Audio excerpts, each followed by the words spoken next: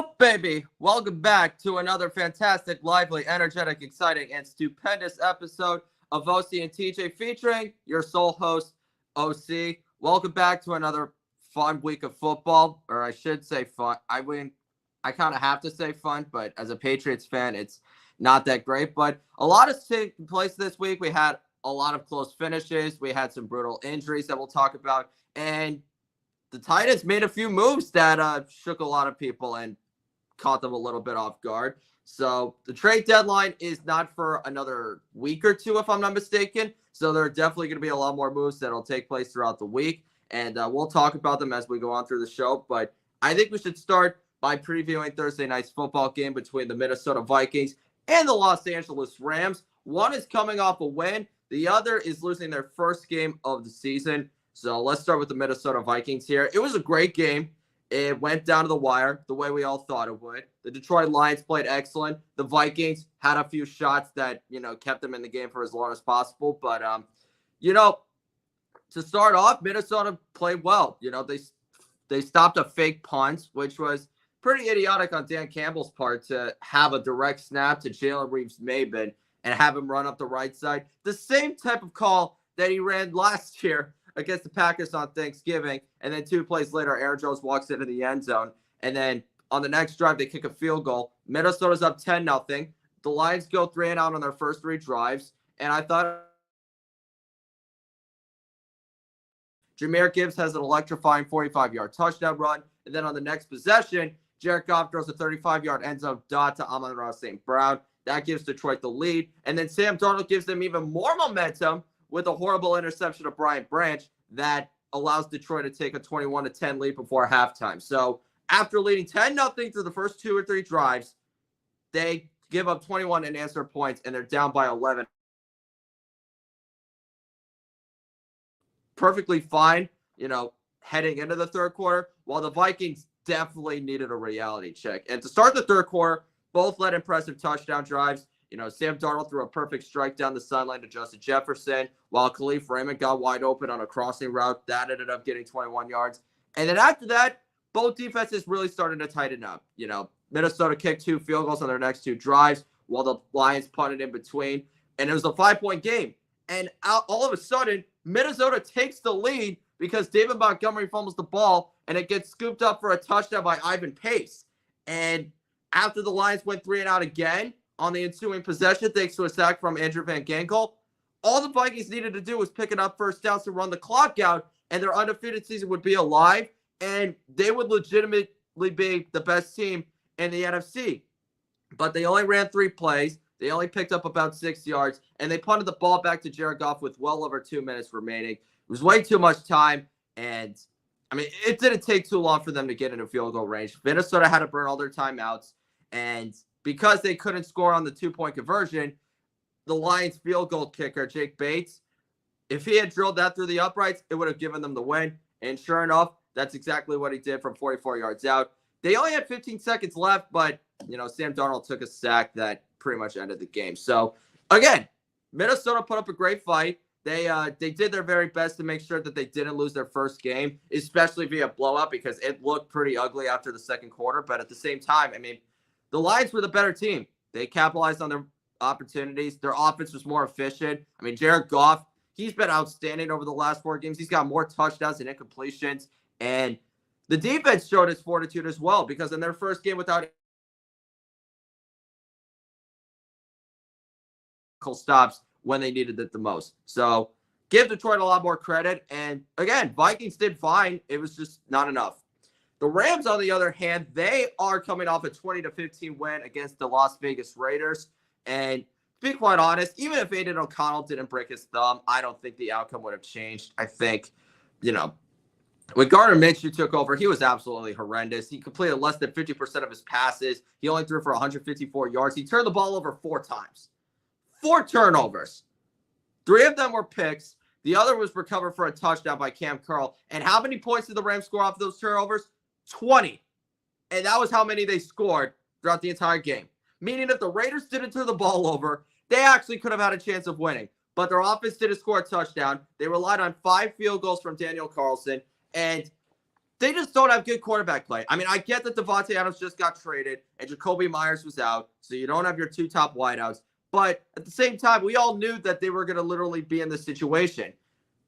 They don't have a good quarterback. They don't have a running game. They don't have anybody. They don't have any impactful players on their offense besides maybe Brock Bowers. Their defense is literally Max Crosby or bust.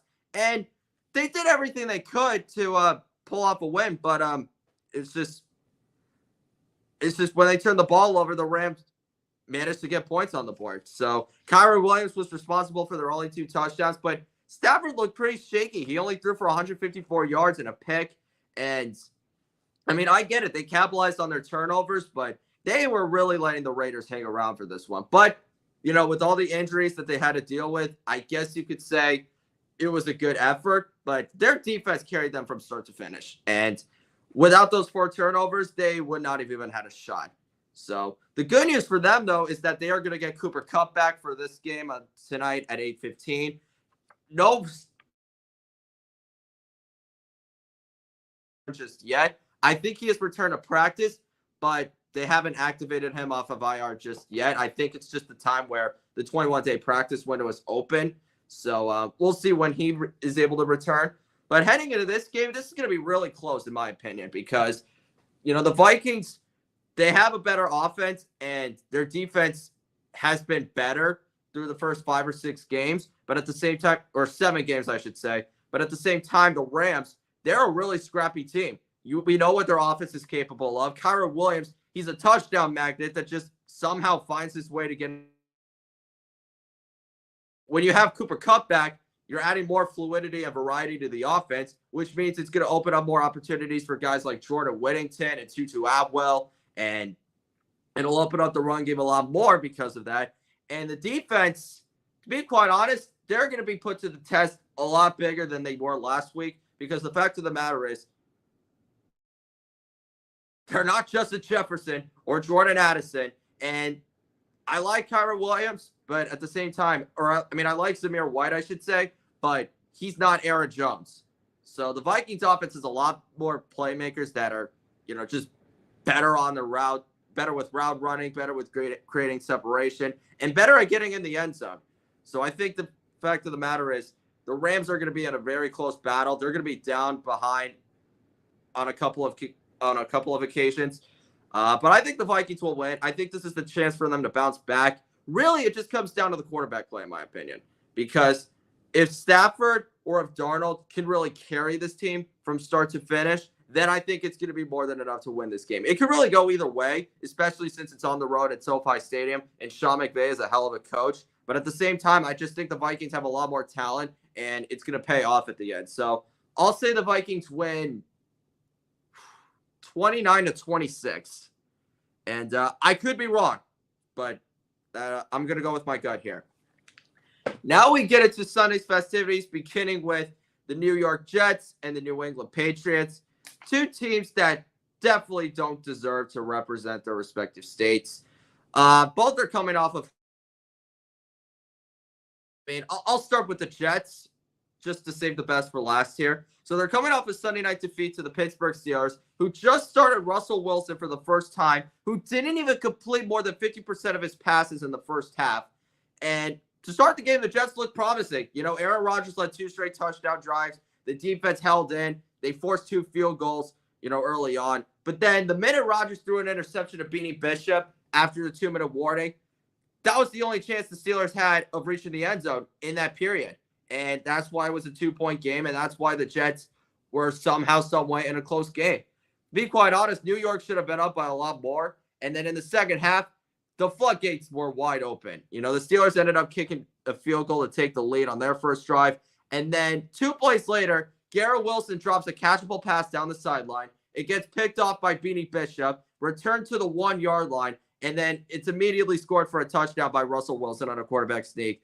And then both teams had 2 more drives. The Jets had a blocked field goal and a turnover on downs, while the Steelers immediately responded with touchdowns. So 1 turnover completely made the difference in the entire ball game. The Steelers had the spark that they needed to get themselves together and have a convincing performance at home. And the Jets, completely spoiled Davante Adams' debut with another ugly defeat, which goes to show that firing the head coach and demoting the offensive coordinator was clearly not the problem. I mean, Russell Wilson was phenomenal. He threw for 264 yards and a couple touchdowns. Najee Harris ran for over 100 yards for the second straight week. George Pickens had 111 yards on 5 catches. And Davante Adams, in his first game, only caught 3 passes. None of them were in the second half. So, once again, there was no leadership. The offense stalled out at the worst possible time. You know, they couldn't get any points on the board in the second half. And their defense completely quit when it mattered most. And they pretty much gave Russell Wilson a vintage performance that reminded us of his days in 2015 or in 2018 when he was one of the top 5 quarterbacks in the league. So that's what the Jets are dealing with right now. The Patriots, on the other hand, are in a way worse situation. Not just for the fact that their roster is completely screwed, that it's wrecked because of injury, that they don't have an offensive line or receivers that can catch or defensive linebackers that can stop the run or corners that can really step up besides Christian Gonzalez. I mean, after the first quarter, I thought, oh my gosh, we actually have a chance of winning. You know, they scored 10 points on the first 2 drives. They actually got a stop on defense. We were up 10-0. I'm thinking, oh my gosh, this is actually going to happen. We actually might end this losing streak. And then all of a sudden, the Jaguars got their determination back. They got their focus back. And they knew they were a more complete team. And they just simply took out all of their frustration out on the Patriots. There wasn't a turnover that shifted the momentum or a big play that lit a spark on this team. They just simply knew that they couldn't let themselves walk into another humiliating defeat. And from that point on, they went on a 32-6 run. At one point in the second half, they ran the ball 19 straight times. 12 of them were on an 11-minute drive. And while Trevor Lawrence didn't throw for that many yards, he didn't need to because they were simply running the ball down New England's throat at every perceivable angle. And they didn't even have Travis Etienne, their starting running back. Tank Bigsby, on 26 touches, had 118 yards and 2 touchdowns. And even Dearness freaking Johnson had over 60 yards from scrimmage. Drake May was the only bright spot. He had close to 280 yards and a couple touchdown passes. But Jalen Polk dropped all 3 of his targets. They couldn't run the ball 1 ounce of a bit. And, I mean, they had a late touchdown drive that could have made it a 1-score game. And they just completely quit from that point on. And across the board, which is an even bigger indictment on him because it's his job to get this team prepared, to give them a sense of urgency, to give them a sense of pride, to give them a sense of focus. And they have clearly not done that since week 1, which is just proven to be a complete fluke at this point.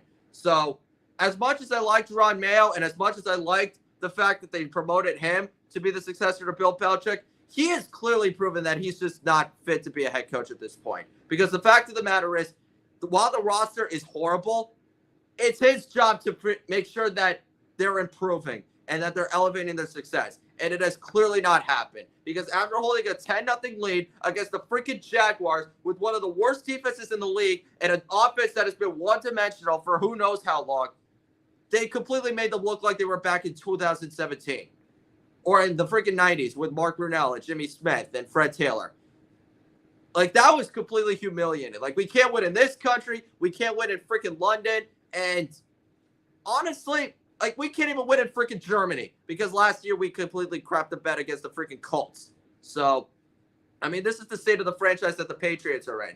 Like, 5 years ago, they were the envy of the league. And now they're just completely ruined and destroyed and wrecked. And I mean, people are saying that they should have kept Belichick and that they shouldn't have let him walk. But to be quite honest, I don't think anything would have changed because this roster is just flat out horrible. They're not surrounding Drake May with the best help possible. And the injuries just keep piling up.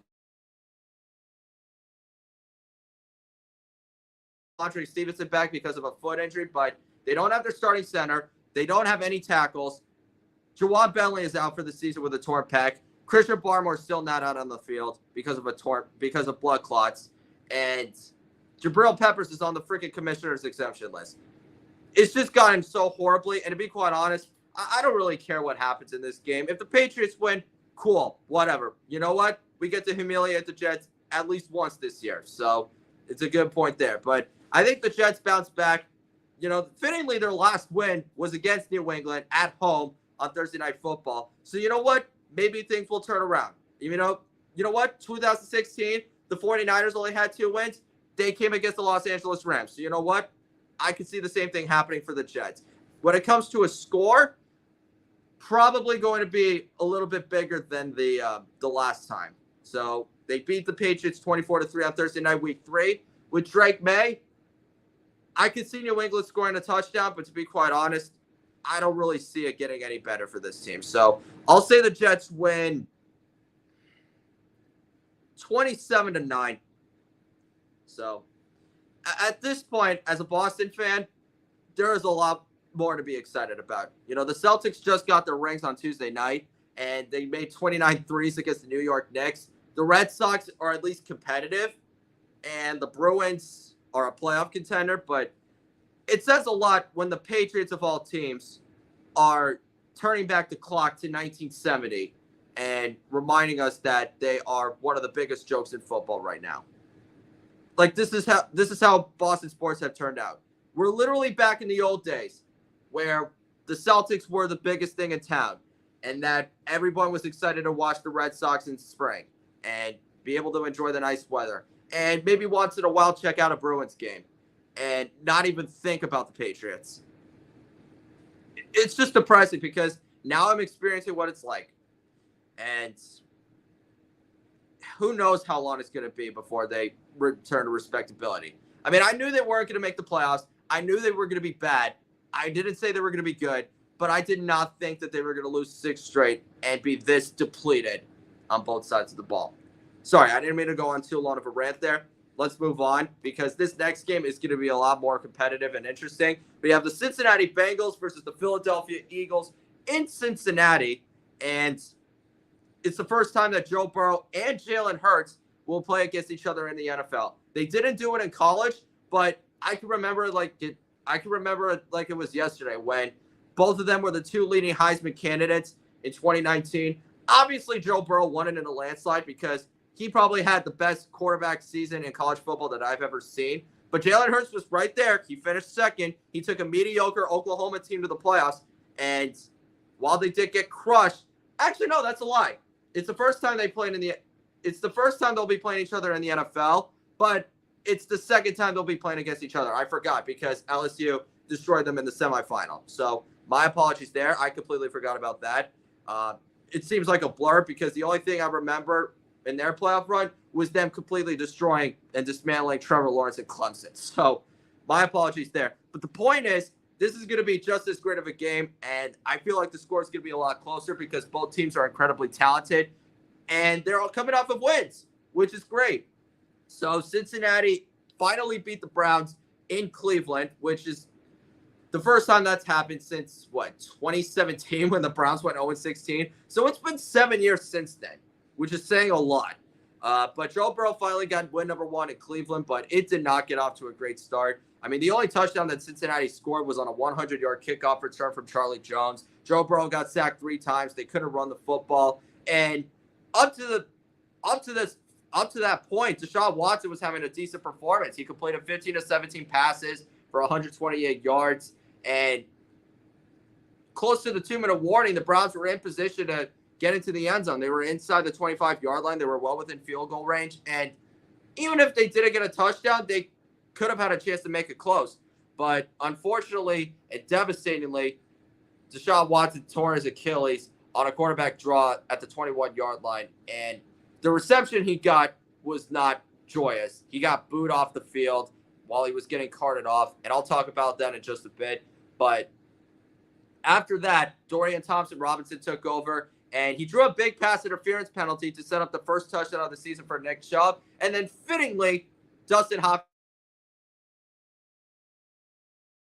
at the break. And then the real turning point took place on the first Browns drive of the second half. So on 4th and 2 at the 35-yard line, they were in field goal range. The Browns had a chance to kick a field goal to take the lead. But instead, Kevin Stefanski elected to go for it and extend the possession.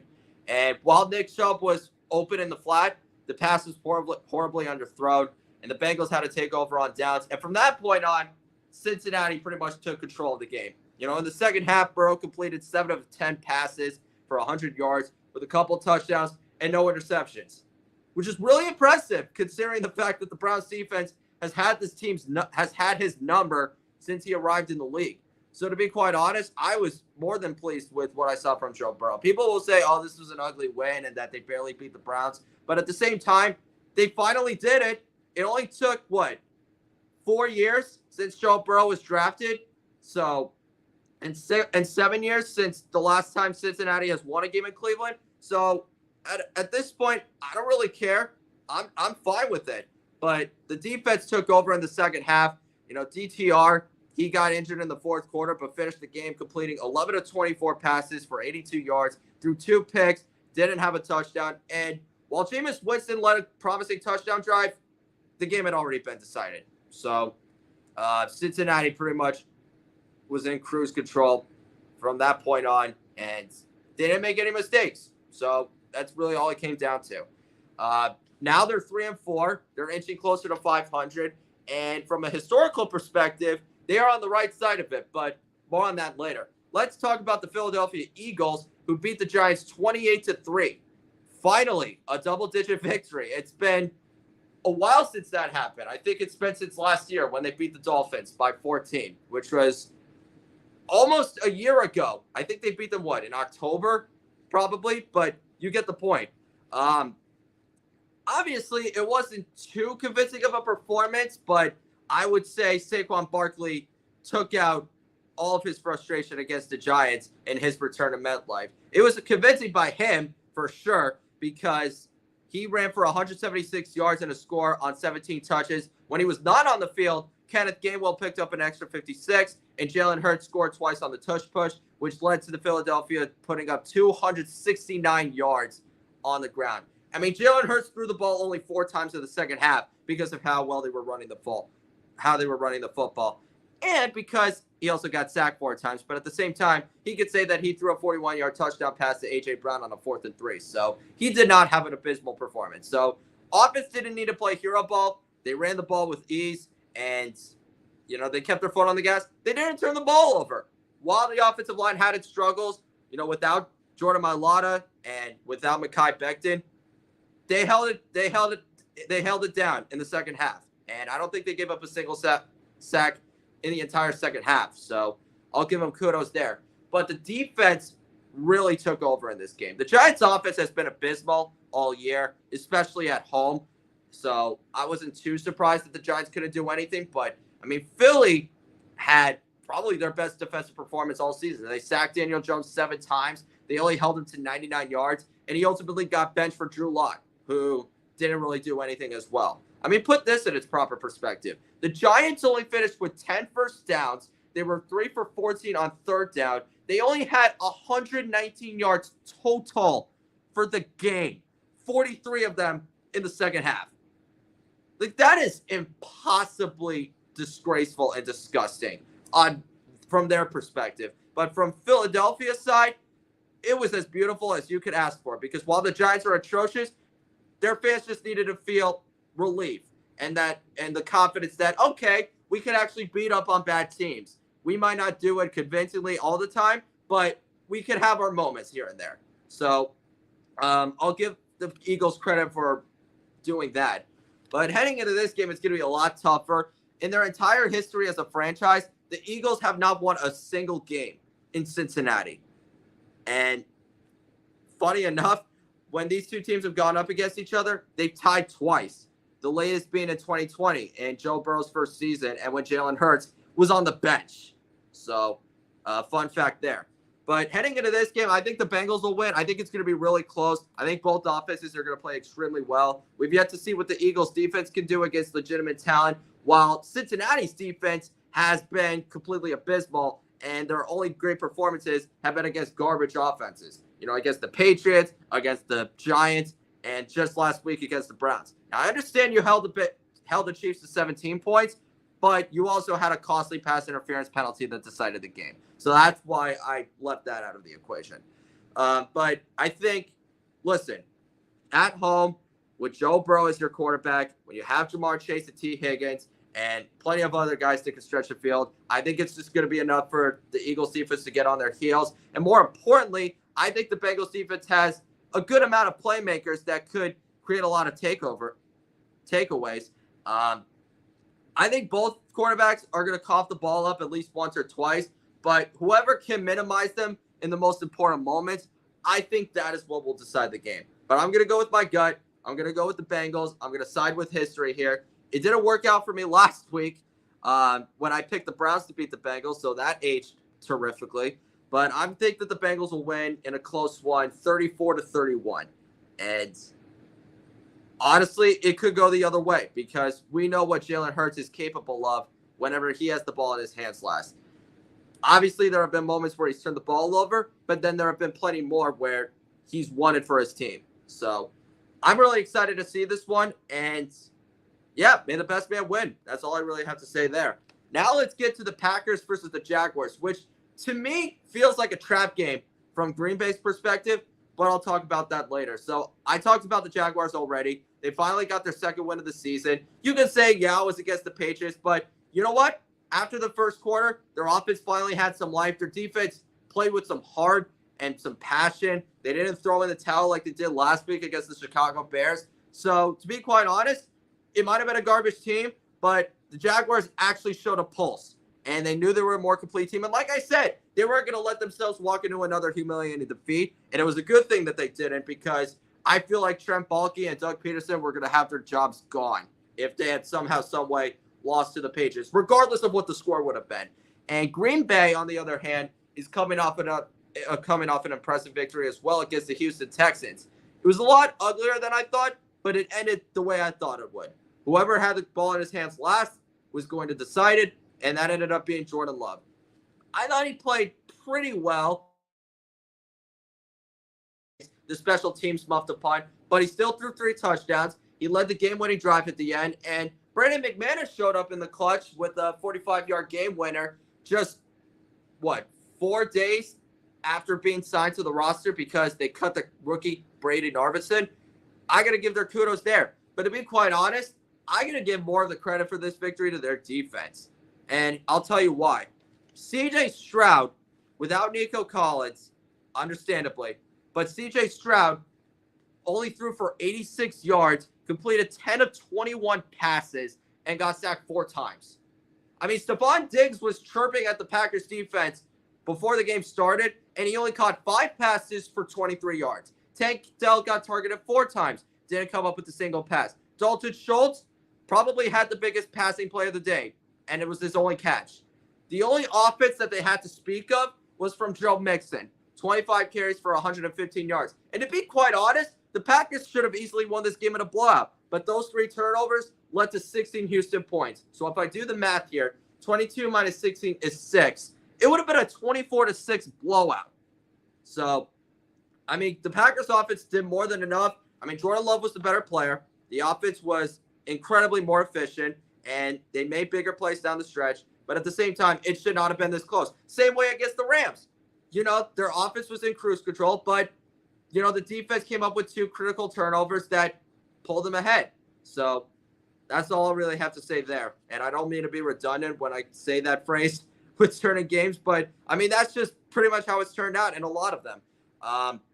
You know, Houston's offense got completely shut down, you know, while the Green Bay offense got in a better rhythm. So heading into this game against Jacksonville, I could see this become a really close game. And like I said, it could be a trap game because they're on the road. The Packers have a way better record. It's literally the opposite. The Packers are 5-2. The Jaguars are 2-5. So, and the Jaguars have plenty of guys on their offense that could keep this Green Bay defense on its heels. But at the same time, if they could shut C.J. Stroud down to under 100 yards, I don't know how they can't do the same against Trevor Lawrence. But stranger things have happened. So I think the Packers will still win. It's going to be a lot uglier than people think. But I have a lot more faith in Jordan Love to get the job done than I do with Trevor Lawrence. So that's what I'm going off of. So I'll say the Packers win 26-23. I think Brandon McManus could win the game again. And if not, then it's going to be another Jordan Love game-winning drive with a touchdown. So let's move on to the next game between the Detroit Lions and the Tennessee Titans. So before the season started, I usually do my game previews on my own website. The link is in the description. It's the first one. And when I do these season previews, I look at the schedule of every single team. I predict who I think is going to win, and I base it off of certain factors. One of them is history, because I was a history major for about a semester, and I always, for whatever reason, use that as a basis to make sure that, okay, this might look like a mismatch, but this fact right here might stun a lot of people. And when it came to the Detroit Lions playing the Tennessee Titans, I was really surprised when I found out that Detroit has not beaten the Titans since the team moved to Tennessee. So the last time that Detroit beat this team, or Detroit beat the Titans, was when they were the Houston Oilers. But now I'm not even going to use that. I'm going to throw it into the trash, because this looks like a complete mismatch. I don't care if it's Will Levis at quarterback or if it's Mason Rudolph at quarterback, because the Detroit Lions right now are in more ways than one the best team in the NFC, while the Titans are literally going through a fire sale right now. They recently cut Jamal Adams. They just traded Ernest Jones away, who they had just acquired 2 months ago from the Los Angeles Rams. They traded him to Seattle, and just recently they traded DeAndre Hopkins to the Kansas City Chiefs for a conditional 5th. So they are making a lot of changes. More are probably to come, and they have been extremely disappointed this year. I didn't think they were going to make the playoffs anyway, but I at least thought they would be competitive and respectable. And everything that could have gone wrong for them is. I mean, L'Jarius Sneed has not lived up to the mantle. I mean, he's been fine, but he's not been great. Tony Pollard's been the only notable player on their offense. They don't have a core as he should for someone that's being paid $30 million. And now he's slated to be the number one option, so he's going to get his wish. I already talked about what happened with the Detroit game. They were a way better team. Their offense showed up in the clutchest moments. Their defense made critical stops. And, I mean, they were just a better team. And they made winning plays at the end that Minnesota couldn't. So I already broke it down there. I'm not going to really repeat myself there. With the Titans, I was actually really shocked. They were able to take a 10-7 lead at halftime. Josh Allen only completed, 4 of 11 passes? In the first half? Let me see. Yeah, 4 of 11 passes for 65 yards. The Titans offense scored 2 on their first 3 drives, and I thought, this is interesting. Maybe some fireworks could take place. But I pretty much knew that the Bills were going to get a reality check at halftime. They were going to get their focus back. They were going to make the adjustments. And when the Titans got the ball to start the third quarter, the momentum completely shifted. 3rd and 1, they decided to run a direct snap to Tony Pollard up the gut. That goes completely nowhere. And then they go for it on 4th down at their own 44-yard line. They hand it off to Pollard up the middle again, and that goes nowhere. And from that point on, it was a total rout. Buffalo proceeded to score on their next 5 drives while the Titans got completely shut down. They only had 66 yards of offense in the second half. They picked up 5 first downs, 1 for 8 on 3rd down in that span. And, I mean, Buffalo just proved once and for all they were the vastly superior football team. After a porous first half, Josh Allen was 17 of 22 for 258 yards with a couple touchdown passes. He finished the game with 320, so props to him, or over 320, I should say.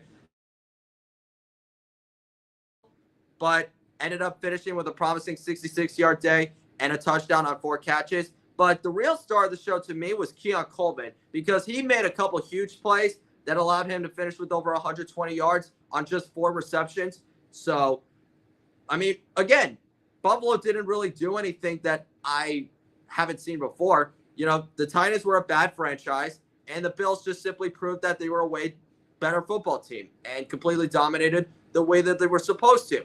The only real surprise is that it got delayed a lot longer than it should have been. So that's all I really have to say there. Heading into this game, I feel like we're going to get the same thing. I think it'll be close early on. I think it could be a little scrappy, but the Detroit Lions are just a way better football team. Their offense has more touchdowns than incompletions. Jared Goff is quite possibly a leading MVP candidate. He's definitely in that discussion because he has been outstanding over these last 4 games and has been one of the biggest reasons, if not the biggest reason, for Detroit's success this year. And while their defense is still going to be without Aiden Hutchinson, I mean, the Titans offense has been garbage all year. So I feel like this is going to be one of those weeks where Detroit just keeps their foot on the gas and does not take it off until, the clock hits 0. So I'll say the Lions win.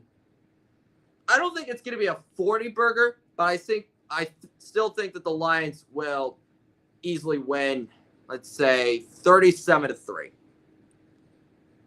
Yeah, I feel good about that one. All right, now we get to a more critical matchup between the Tampa Bay Buccaneers and the Atlanta Falcons. Not only are both of them coming off of humiliating defeats, but this one could quite possibly decide who wins the NFC South, barring a midseason collapse. Because the Saints have lost 5 straight. The Panthers, and both of them are heading into a do-or-die situation, and we're in October. If Tampa wins, then the race is still on, and they could easily come up and steal this division for themselves once again. If Atlanta wins, then they'll be able to pull away, because in Week 4, they had already beaten the Tampa Bay Buccaneers in overtime when Kirk Cousins torched them for over 500 yards and 4 touchdowns. And for Tampa, this game is going to be a lot more challenging because you don't have Mike Evans and you don't have Chris Godwin. Why? Well, I'll tell you. So they played the Ravens on Monday Night Football, and they got off to a promising first quarter start. They scored 10 points on their first 2 drives, and their defense came up with back-to-back sacks to start the game. And while Lamar Jackson did end up gashing them on a 6-play drive that only took 2.5 minutes off the clock, Baker Mayfield took the challenge and marched his team down the field with these once again. Even though Mike Evans aggravated his hamstring injury and was out for the rest of the game, they still had a 2nd and goal at the 3-yard line with guaranteed points in their pocket. But all of the momentum completely shifted when Baker threw a mind-boggling interception to Marlon Humphrey in the back of the end zone, which not only gave the Ravens the ball back, but literally dictated the course for the rest of this game. The Ravens scored on their next 5 drives. Lamar Jackson ended up finishing with 5 touchdown passes. Derrick Henry had close to 170 yards on 15 touches. And by the start of the fourth quarter, it was 34-10. 34-10. I mean, Baker Mayfield was just as trash because after that horrible red zone interception, he throws another one to Marlon Humphrey. And in the third quarter, they only have 44 yards of offense with no points on the board. Like, they were completely deflated, and you could just see the body language just collapse on the sideline, that they had no fight left to give, that the Ravens were just that much better of a football team. And it was just another typical performance where Baker Mayfield, against one of the better quarterbacks in the league, gets completely blown out and cannot step up to the play when it matters most. And while he did lead 3 straight touchdown drives in the fourth quarter, it was too little too late. He was going up against a backup defense playing prevent coverage in literal garbage time. And when they were in garbage time, the Bucs decided to keep playing their starters, which led to Chris Godwin going down with a dislocated ankle. So that's an even bigger indictment on Todd Bowles. Because for the fact of the matter is, when the game has already been decided, there are certain situations where you got to keep your starters healthy and prevent them from risk. Because in a winner-go-home situation against the Atlanta Falcons, the last thing you could do is lose not one, but your 2 best receivers. So, I mean, this list goes on coaching. It goes on the offense. It goes on the defense. It goes all across the board because after that first quarter, they completely quit and, they completely screwed themselves out of a winnable division race quite possibly if they somehow stumble without their two best wideouts. The Atlanta Falcons, it was a worse score, but at the same time, I mean, at least they kept it. At least they tried early on. It just completely fell apart in the fourth quarter. I mean, through the first 35 minutes, their defense got completely torched by Geno Smith. He finished with over 200 yards and a couple touchdowns. Kenneth Walker scored twice. DK Metcalf had an impressive touchdown near the end of the first half, with 17 seconds left on a 31-yard dot on a post route. And Kirk Cousins tried to play keep up, but Seattle always found a way to respond. But I think what really blew this game wide open took place in the fourth quarter. So the Falcons had the ball. They were trying to make it a one possession game. They were down 24-14. There was still plenty of time left in the fourth quarter to make a comeback. But on 3rd and 3, Cousins tries to escape to his left. Boye Mafe came through on the rush to knock the ball out, and Derek 18 points. And any hope that Seattle had left of a comeback went completely out the window, because on the next two drives, Kirk Cousins threw 2 interceptions, and he ultimately got benched for the rookie Michael Penix Jr. So they ended up losing that game 34-14. They showed life early on, but, got completely shut down by a Seahawks defense that has been absolutely horrific over the last 3 weeks, which is saying a lot. And really, the Seattle offense, they didn't turn the ball over. They didn't make any mistakes, and the Falcons could create no pressure or any opportunities to give their offense the ball back in short field situations. And, Seattle just played like the better team that they were that day. So give Seattle a lot of credit, but the Falcons had a winnable game at home that they could have used to pull away in the division. And now they're 4-3, tied with the Tampa Bay Buccaneers, having to take the road to potentially steal a game at Raymond James Stadium. I'm going to go with the Falcons here, and the only reason why I'm going with them is because they're at least healthier on both sides of the ball. I don't know how Baker Mayfield is going to have the game of his life without Mike Evans and without Chris Godwin against one of the top defenses in the NFL. They're not a top 10 unit in my opinion, but they're a respectable unit. And I think that, Tampa's offense is the type of unit that Atlanta's defense could have a good amount of success against. And I don't think Kirk Cousins is going to throw for 500 yards the way he did just 4 weeks ago, but I still think trail again, or that they don't fall behind. As long as he doesn't turn the ball over like he did before the 2-minute warning in the last on 3 straight drives, then I think they'll be in good shape. So I think the Falcons will win. It's going to be a close game once again. I think the score will be a lot lower than it was the last time, but I still think Atlanta will be able to hang on 27-23. And if Baker Mayfield can carry this team to a victory, then it'll be a completely different subject, because that will be extremely impressive. So let's move on to this next game between the Miami Dolphins and the Arizona Cardinals. The Miami Dolphins have received great news. Their starting quarterback, Tua Tagovailoa, has been cleared to return. They have activated him from IR. And not only is this offense back to life, but the rest of the team is as well. Because it has been pretty clear over the last 3 years that without Tua Tagovailoa, this team is completely garbage. So last week clearly proved that, because they were up 10-3 against the Indianapolis Colts. Tyler Huntley had a respectable performance. He completed 7 of 11 passes for 87 yards. The defense did its job for the most part. They only gave up 3 points, which was right after, Anthony Richardson fumbled the football away. Or actually, no, I'm sorry, scratch that. The Dolphins kicked the field goal because of an Anthony Richardson fumble, but he at least did enough to kick a field goal towards the end of the half. So let me rephrase that. But to start the third quarter, the momentum shifted when Raheem Mostert fumbled the football deep into his territory, and it was returned all the way to the 25-yard line, which allowed the Colts to run down the field and reach the end zone with a 7-yard run to Tyler Goodson that tied the game. And then on the next drive, Huntley gets hurt, and he's out for the rest of the game with a shoulder injury, which thrust Tim Boyle into the starting lineup. And I think once that happened, I think we all knew who was going to win this game. But he actually did pretty decently. It was just that they could not score when it mattered most. When Tim Boyle got the ball to start the drive, he at least did enough to lead his team into the red zone. They had points in their pocket, potentially pull away. And then on 1st and 10 at the 15, they run a fullback run in I formation, and it went nowhere. And not only that, but Alec Ingold fumbled the football, and the Colts recovered, which allowed them to kick a field goal to take the lead. And then 4-yard attempt, only for it to doink off the goalpost and fall short once again. And then the Colts take the lead, and then the Colts kick another field goal to take a 16-10 lead. So instead of sending the game into overtime, the Miami Dolphins needed a touchdown to win it. And while Boyle did enough once again to lead his team into Indianapolis territory, on 4th down, he just simply threw the ball out of bounds. He didn't overthrow his target. He didn't underthrow it. He threw it out of bounds.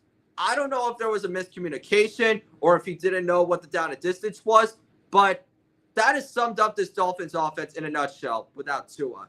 And hopefully and thankfully, his return will give this team the needed boost and the needed spark that they have, because they still have a chance to potentially run the table. That's if he stays healthy enough.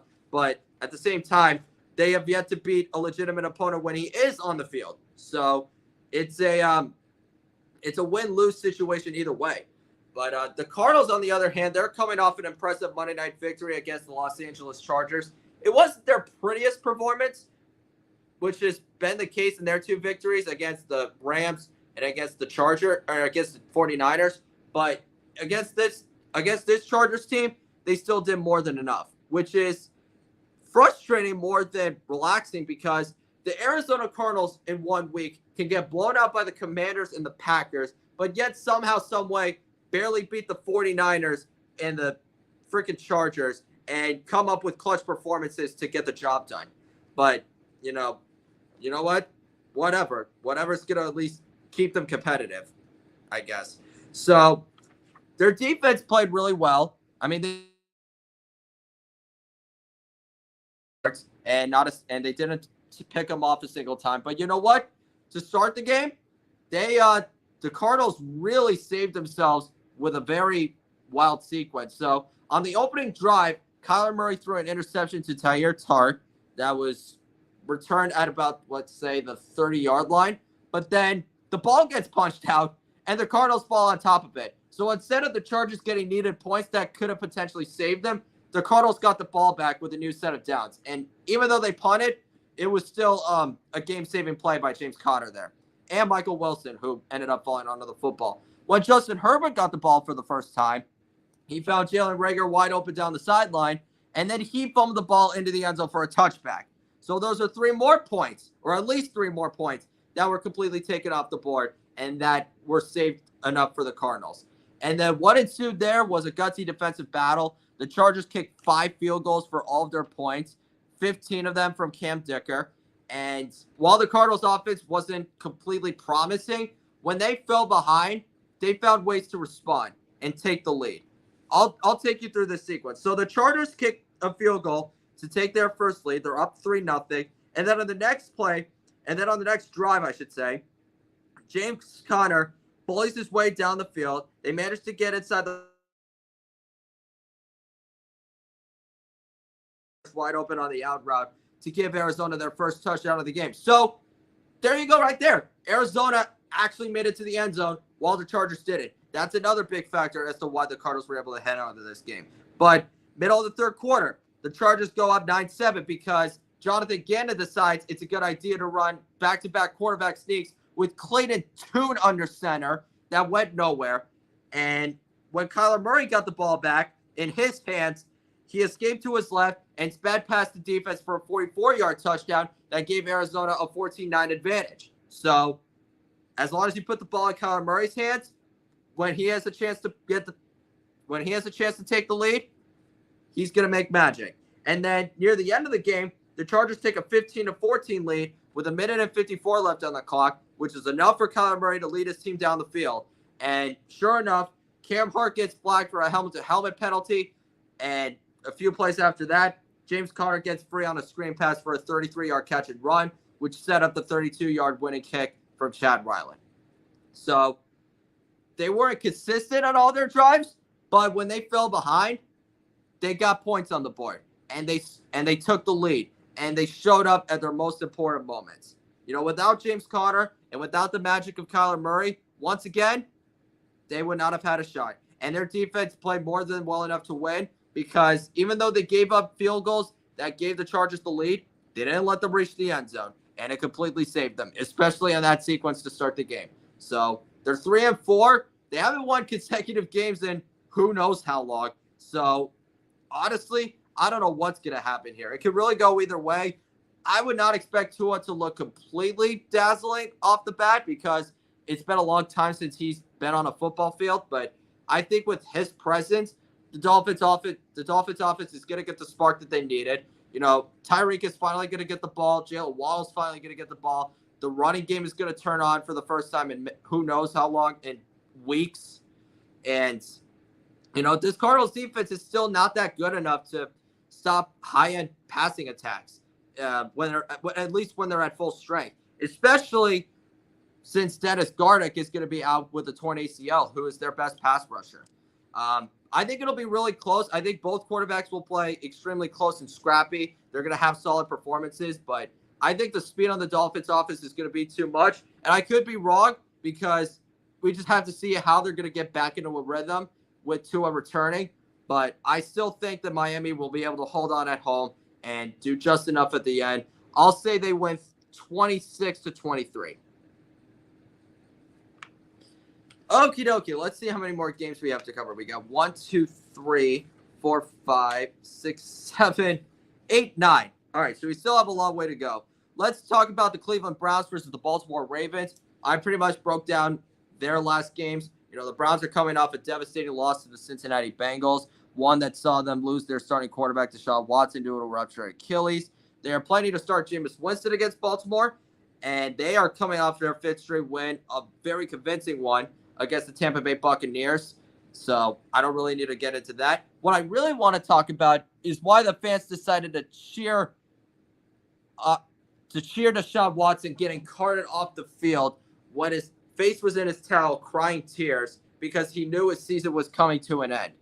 I get that he has had several issues on and off the field, but at the same time, the fans proved that they were not any better as human beings for booing a man at his lowest point. And we have a moral obligation to be there for others when they're in need and to make sure that we don't bring people down when they're already at their lowest points, to keep piling on. And I understand that Deshaun Watson does not show the greatest integrity or show the greatest amount of class off the field because of everything that happened before he got that huge contract from the Cleveland Browns that we won't discuss into. But at the same time, it's like when the fans are doing that, they're not making themselves look any better. And unfortunately, this has been what the Browns have looked like over the last, 3 years since Deshaun Watson has arrived. They've been absolutely horrendous on offense. Their defense has been getting overwhelmed recently. They're not as dominant as they were last year because without a legitimate starting quarterback, they can't do anything, and they're on the field for way too long. And, they're pretty much stuck with Deshaun Watson for the next 3 years. The only reason why he even is going to come back is because he's got $72 million waiting for him on the other side. So I thought that the Browns booing him, or the Browns fans booing him, it was disgusting. It was classless, and they know better than that. But at the same time, it's not the first time that this has happened. I mean, they burned LeBron James's jersey when he announced that he was going to go to the Heat. They booed Tim Couch getting carted off the field because of an injury when he was their first overall pick. And, I mean, the Browns fan base, the Cleveland sports community, they are loyal, and they will be there when the team is winning and when the team is struggling. But at the same time, they always have these moments where they let their emotions get the best of them, and it just makes them look worse, both as human beings and as fans of the game. And we know better than this. And it's our job to make sure that we come together and make sure that we let our team know that we're still behind them and that we're not going to give up on them. Not to completely boo a man at his lowest point and pretty much send the rest of the message to the rest of the team and the rest of the coaches and the rest of the city that, you know what? F you guys. We are just going to voice our emotions the way we would want to. And to me, that is not okay. But heading into this game, I'm going to jump right into the preview.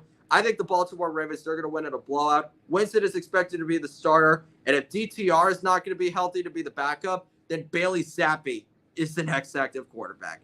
So, unfortunately, this has just been how bad the Browns have been this year. And it's not just the quarterback. The offensive line has been bad. They can't throw the ball well. I mean, they got Nick Chubb back, but he didn't really do anything in his return. And again, the defense is on the field too long that they can't do anything against consistent opponents against legitimate opponents over a consistent period of time. So I think the Ravens will win via blowout. I don't know how many points the Ravens will actually score, but as long as they have Lamar Jackson and Derrick Henry healthy, then that will be more than enough. So I'll say the Ravens win here 30-6. And that's a big 6 because, to be quite honest, if the Browns can even score more than that, then it'll be a respectable performance or a respectable showing, I should say. All right, now we get to the Indianapolis Colts versus the Houston Texans.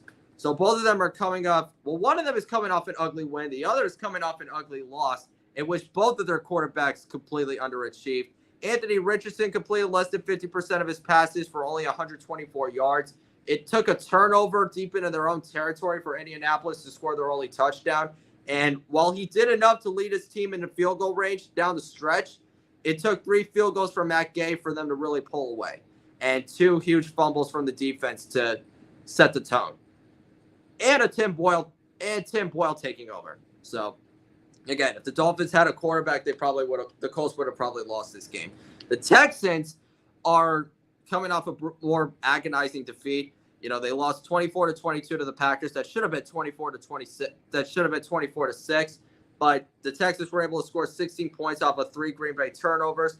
But still in all, C.J. Stroud only threw for 86 yards. He got sacked 4 times. Their passing game was nothing without Nico Collins. And the only life of offense that they had was Joe Mixon getting 115 yards and 2 touchdowns on 25 carries. So this is a huge game for both teams. If Houston wins, then they pull off the sweep, and they will establish their spot as in first place in the NFC South.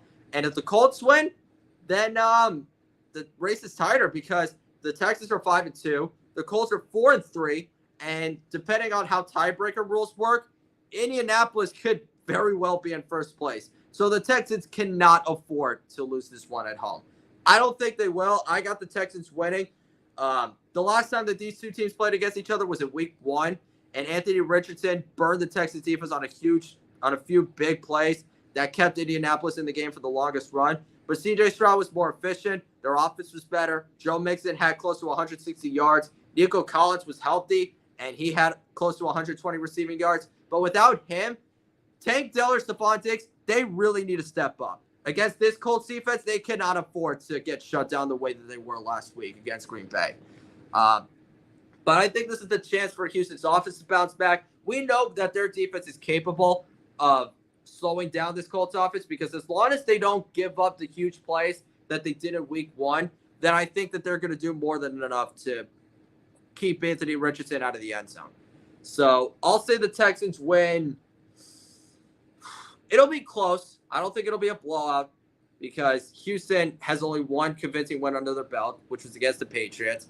But I'll still say that the Colts win, or the Texans win, I should say, 24-20.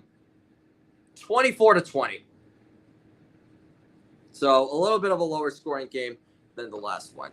Now we get to the New Orleans Saints versus the Los Angeles Chargers.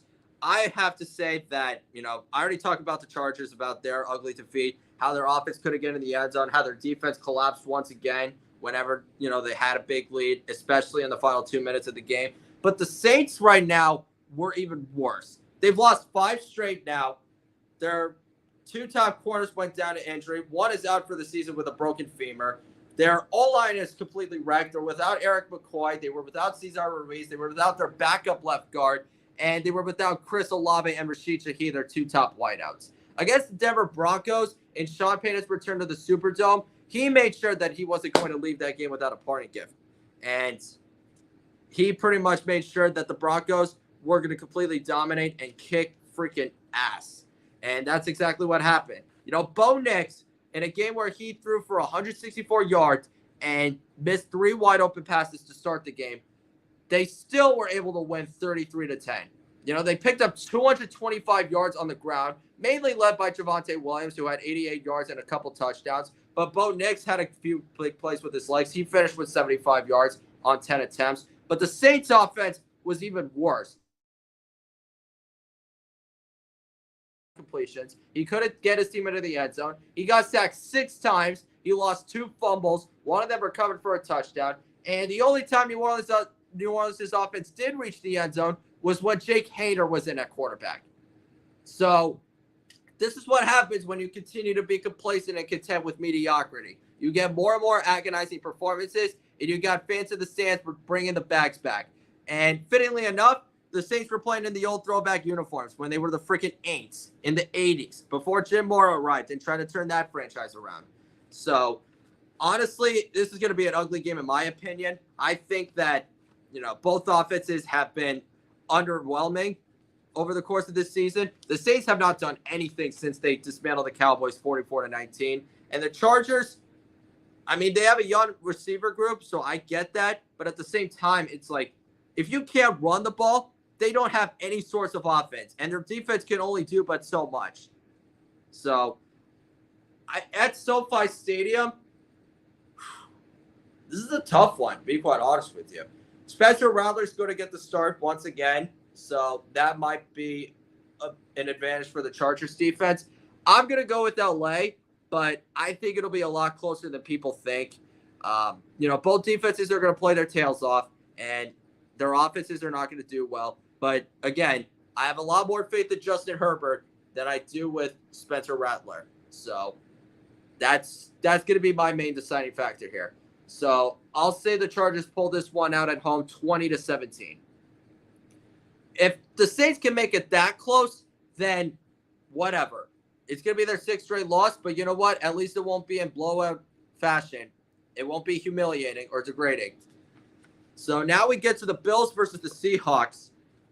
And, I broke down both of these teams already. The Seahawks are coming off an impressive road victory against the Atlanta Falcons, a game that they needed to win to keep their season alive and to keep their playoff window open. And the Bills, after trailing by 3 at halftime to the Tennessee Titans, they were able to rattle off 5 straight scoring drives and scored 27 unanswered points to win the game by 24. So an expected blowout victory that was delayed a little too longer than it should have been. So I think the Bills will be able to win this game. I think it could be close. We know what Geno Smith is capable of. The Bills defense is still dealing with plenty of injuries that, they might not be able to overcome if they go up against guys like Jackson Smith and Jigba and Tyler Lockett and DK and Kenneth Walker. But, the Bills have a better quarterback. I think they're going to have a more efficient offense. And I wouldn't be too surprised if Mike McDonald's defense came out with a more aggressive game plan to try to shut down this Bills defense. But the players that he has are not the same ones that he has in Baltimore. So I think the Bills will have a better day on offense, or just as good of a day on offense. And more importantly, I think the Seahawks can be scrappy, but I think it's just going to be a matter of time where he'll make that one bad mistake or one bad decision that will completely swing the pendulum. I think it's going to be too big of a blowout. The score, in my opinion, will be 30-17. 30-17. Now we have the Washington Commanders versus the Chicago Bears. Chicago is coming off a bye week, while the Commanders are coming off an expected blowout victory against the Carolina Panthers, 40-7. To be quite honest, the only big takeaway I have about that victory was that they didn't even need Jaden Daniels to win by that many points. It was a Pyrrhic victory because he went down on the opening drive with a rib injury, but, it was a lot better than people thought it would. He was able to walk out of the tunnel with good spirits. He was in team gear with a smile on his face. So good sign there. It's not as serious as we all worried it would be, but his status for this game is in question because if Marcus Mariota gets to start against the Bears, who has a way better defense and a more efficient offense, then it could spell trouble for Washington. Mariota played a great game. He threw for over 200 yards and 2 touchdowns. They were able to run the ball extremely well for 214. And Terry McLaurin continues to be a beast. And the defense set the tone with a pick 6 by Dante Fowler, and then another one on the next possession. But, the Panthers are a dumpster fire, and the Bears are trying to elevate themselves into a top 10 team and into the playoff. Because all 4 of them have a winning record, and one can make the argument that all of them can make the playoffs. So at Soldier Field, I think the Bears will win, and that is if Jaden Daniels does not come back. if he does return, then I think it could be a road victory for the Commanders, but the Bears have a way better defense than the Panthers do. And again, I think their offense has really started to turn around over these last few weeks. Caleb Williams has been more accurate. He's been more decisive. He's more calm in the pocket. And more importantly, he's allowed, the offense to spread out, to have more variety, which is what you wanted to see from them at the beginning of the year, heading into the offseason, and during Hard Knocks when they were being. I think the Bears will win, and if Mariota plays, then I think it could be a double-digit victory. It'll be close early on, but the Bears will be able to pull away. So I'll say Chicago gets this done 27-13. All right. Now we have the Broncos versus the Panthers. Oh, good God. This is going to be one of the most boring games of the week. This might be the ugliest game of the week. And that's not really a hot take because both of these teams are just not fun to watch. The Broncos at least have a good defense and a quality running game, and they win when they don't turn the ball over. But the Panthers are starting Bryce Young because Andy Dalton sprained his thumb in a car accident that he was in with his family, which, by the way, all our thoughts and prayers are going out to him and his family because, for what they had to go through. Thankfully, they're all okay. Nobody suffered any serious injuries. So we're extremely thankful and appreciative that, they were all able to survive and they were able to, resume their normal lives. But, with Bryce Young into the lineup, yeah, this might look pretty bad. I mean, that win against the Raiders was just a fluke. And since then, they haven't shown anything that made them any different than they were through the first 2 weeks. So to be quite honest, I'm not sure.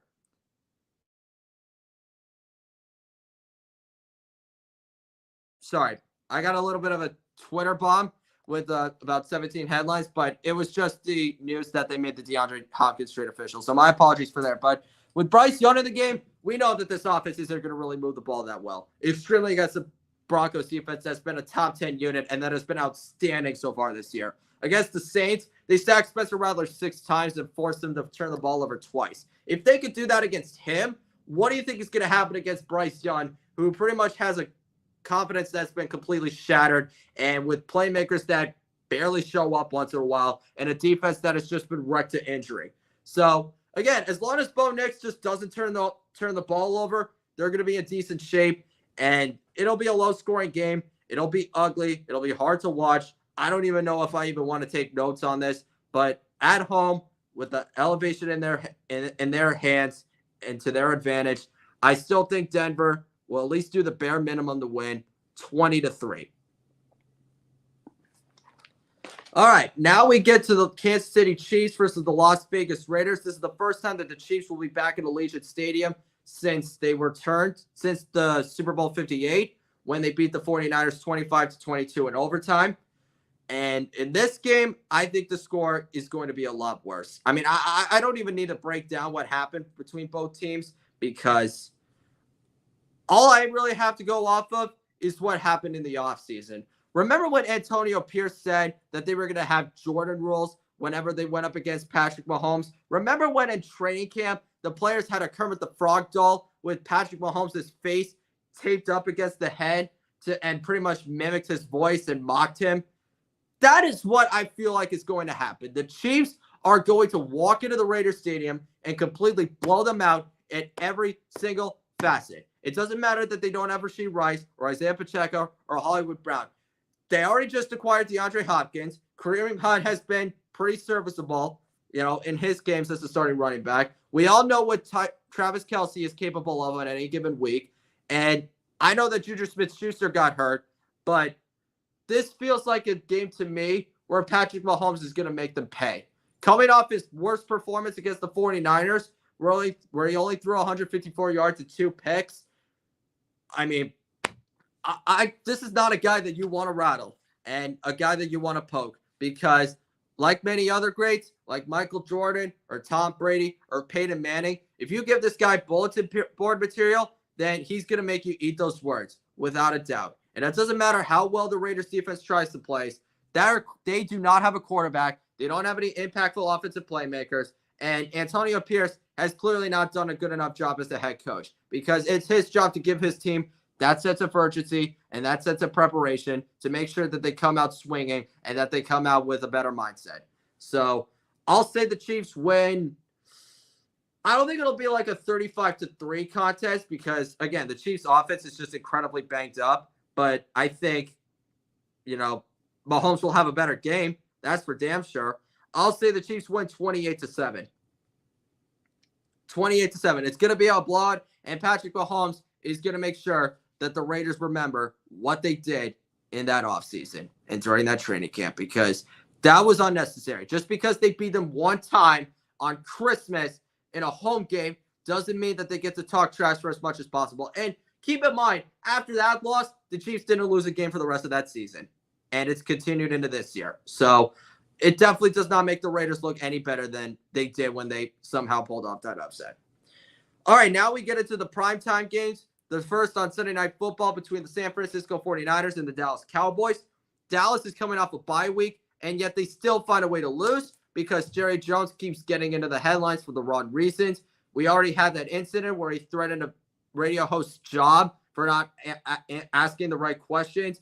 We have him saying that we could have signed Derrick Henry, but we couldn't afford to. And then he backpedals and says, oh, he probably wouldn't have had as much success on this team. And then just a few days ago, or 2 days ago, or yesterday really, he decides to criticize Mike McCarthy for the play calling and then say we have plenty of talent when he's the one that has full control of the roster. So obviously Jerry Jones is continuing to prove that as long as he is alive and as long as he is the continued operating officer of this football team, they're never going to win another championship. But the 49ers are not in a better situation right now. I get that Deebo Samuel didn't play because of pneumonia and that Brandon Ayuk tore his ACL in the middle of the second quarter, but this was still another winnable game against the Chiefs that they completely choked away. Like, put this in its proper perspective. Mahomes only finished the game with 154 yards and 2 interceptions. He completed 5 passes in the second half, yet they still lost by 10. It was a 3-point game, or it was a 2-point game, rather, in the middle of the third quarter or early in the third quarter, and Anders Carlson missed the extra point. And from that point on, it just became a total you-know-what storm for the San Francisco 49ers. After stopping the Chiefs on a fake punt at their own 44-yard line, Brock Purdy gets the ball back with an interception. When they have a chance to take the lead, down 14-12 in the middle of the third quarter, Brock Purdy throws his second interception to a freaking backup rookie that allows Patrick Mahomes to simply run the ball down the field and level a defender into the end zone to put the Chiefs up by 9. When they have a chance to get even more points on the board, he finds Jacob Cowing down the sideline to the 10-yard line, only for him to throw his third pick of the day to a backup safety. Patrick Mahomes is awful, but Brock Purdy was trash. And the defense completely broke down when it mattered most. All 4 of the Chiefs' touchdowns were on rushing plays, 2 of them from Kareem Hunt, 1 from Patrick Mahomes, and the other was the dagger from McCall Harmon on an 18-yard jet sweep. So heading into Sunday Night Football, to be quite honest, like this game could go either way. Deebo Samuel, which is great. I'm hoping that he's feeling better. But without Brandon Ayuk, who knows who's going to step up next for the 49ers? Ricky Pearsall, he played in his first game after, recovering from a bullet hole wound in his chest that he suffered in August. You had Ronnie Bell, who can't really catch and can't make a consistent impact. Obviously, there's George Kittle, but he keeps popping up on the injury report week after week. So it's really about that next man up mentality. And they already have Jordan Mason coming off a separated shoulder that tried to give it a go, but didn't look great. And is still not going to have Christian McCaffrey. And they're still not going to have Christian McCaffrey. So honestly, this could be a game where Dallas steals this one, but they just continue to come up small and small time and time again. So I don't even have faith in this team. I think the 49ers will still win. They're at home. As long as Brock Purdy just holds onto the ball and shows the world why he deserves a contract extension next offseason, then they're going to be fine. Defensively, though, they have to set the tone. They really do. Because the Cowboys offense, it's CeeDee Lamb or bust. And over the course of this bye week, we're going to really figure out what type of team they really are. Are they going to be able to turn around like they did last year? Feet and not even make the dance. So I think this will be a defensive close game. But you know what? The 49ers have a way better advantage. They've been in the Cowboys the last few times. And unless Dak Prescott finally reminds the world why he was the highest paid quarterback in the NFL by a wide margin, then I just don't know how the Cowboys are going to be able to pull this off. So I'll say the 49ers win 20-17. Now with the Steelers and the Giants, this is going to be a lot of an uglier game in my opinion, because the Steelers have one of the top 10 defenses in the league, along with an offense that had their best performance of the season with Russell Wilson making his first start. And now you're going into a Monday night game against the Giants, whose offense is even worse with a way worse quarterback. So, the Giants gave up 7 sacks. Daniel Jones didn't even throw for 100 yards. They didn't even total 120 for the game, and they only picked up 10 first downs, while the Steelers went on a 31-0 run after trailing 15-6 early in the first half. So, to be quite honest, I'm going to keep it short. I think the Steelers will win at a blowout. It's been years since they've lost a Monday night game, especially at home. And I know for damn sure that they're not going to let it happen against a Giants team that has just looked pathetic, if we're being quite honest here. So for my score, I'll say that the Steelers win 27-3. And Russell Wilson doesn't even need to play hero ball, but he just at least has to manage the game well and make sure that they don't make any costly mistakes that give the Giants a chance. That's it. All right. Well, that just about does it for another episode of OC and TJ. Make sure you like and subscribe for additional content, and leave a comment down below. Who do you think is going to win this week, and how your team performed in week 7, and how you think they'll do in week 8. Again, there are a lot of news that took place throughout the week, a lot of injuries, a lot of trades, and a lot more are probably going to come, which is part of the NFL business, unfortunately. So we're at the halfway point of the season. Let's see what happens from here. Have a great rest of your week, everyone. Enjoy your weekend, and we'll see you next week. Peace, everybody.